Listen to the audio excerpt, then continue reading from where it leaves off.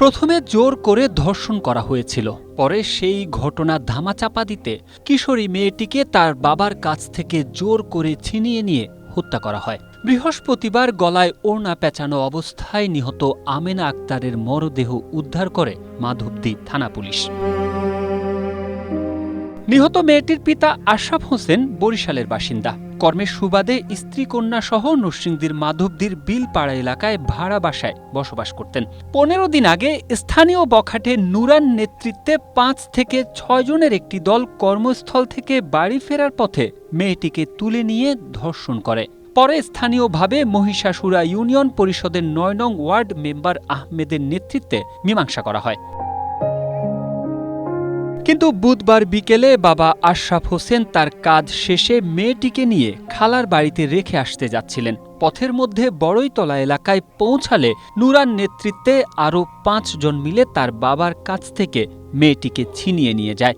পরে পরিবারের লোকজন বেশ কিছুক্ষণ খোঁজাখুঁজির পর মেয়েকে না পেয়ে বাড়ি ফিরে যায়। সকালে একই এলাকার একটি সরিষা ক্ষেত থেকে গলায় ওড়না পেঁচানো অবস্থায় মরদেহ দেখতে পায় স্থানীয়রা। খবর পেয়ে স্বজনরা মরদেহ শনাক্ত করেন।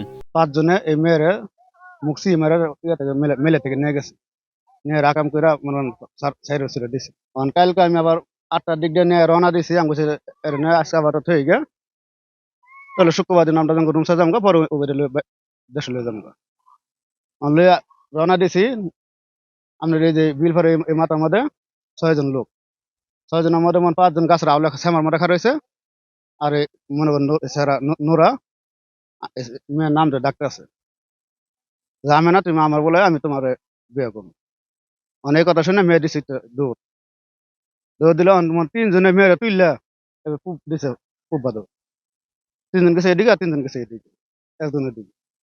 আমার মনে নাম পরে ৩ জন আছে, দৌড় পাচ্ছি, আমি কেউ ধরতে পারি নাই। এই মোড়টার মধ্যে ৬ জন মানুষের আটক করে নিয়ে আমার জিয়ারে লইয়া গেছে। ২ জনে লইয়া গেছে এমনে, ৩ জন গেছে গিয়ে এমনে, একজন গেছে গিয়ে এমনে।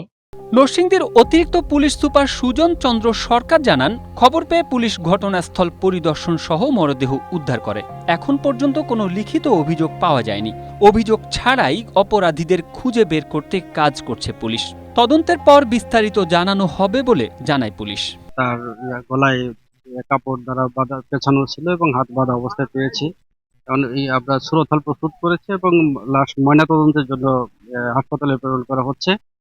আর এই ঘটনায় আইনানুগ ব্যবস্থা নেওয়া হবে, নিয়মিত মামলা রুজু হবে। Tarek Ahmed, Asia post.